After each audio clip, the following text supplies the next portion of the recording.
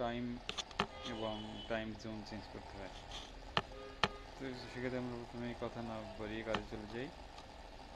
তো প্রথমে আপনারা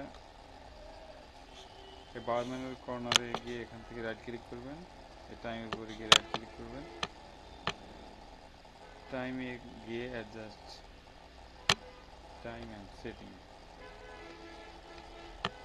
এখান থেকে আপনার প্রথম টাইম জোন সেট করে নেবেন। টাইম জোন আপনার যে এলাকা ওখান থেকে আপনার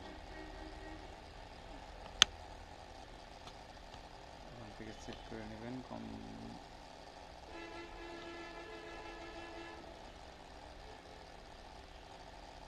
আমাদের যেটা হলো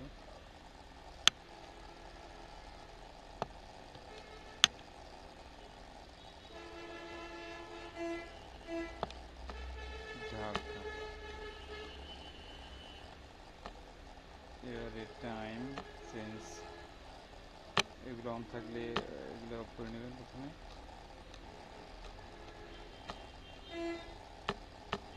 চেঞ্জ দ্য টাইম সেপ্টেম্বর, আজকে ডেট এক্সাক্ট ডেটটা দেখে নেবেন। আপনার টাইম ঠিক না থাকলে কিন্তু আপনার কম্পিউটারের নেট অনেক সময় নেট প্রবলেম করে, নেট আপনার ডাটা শো করবে না, নেট কানেক্ট হবে না। সেক্ষেত্রে টাইম এবং টাইম জোন তারিখ এগুলো এক্সাক্ট ঠিক করে নেবেন, এক্সাক্ট করে নেবেন। 15 সেপ্টেম্বর 2024।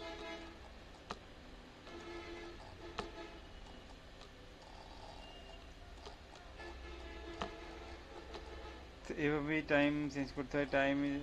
টাইমটা অনেক ইম্পর্টেন্ট কম্পিউটার। আপনার টাইম ঠিক না থাকলে আপনার নেট ঝামেলা করবে, আরও অন্যান্য ঝামেলা আছে এগুলো করতে। আপনার আরেকটা ব্যাপার হল কি, আপনার কম্পিউটার বায়োস ব্যাটারি যেটা এর জন্য টাইমের সমস্যা হয়, চেক করে নেবেন বায়োস ল্যাপটপ বা ডেস্কটপে বায়োস ব্যাটারিটা ঠিক চার্জ আছে কিনা। বায়োস ব্যাটারিতে চার্জ না থাকলে আপনার টাইম এখানে ঠিক করলে ওটা ঠিক থাকবে না, চলে যাবে। হ্যাঁ, যতবার ঠিক করবেন ততবারই চলে যাবে।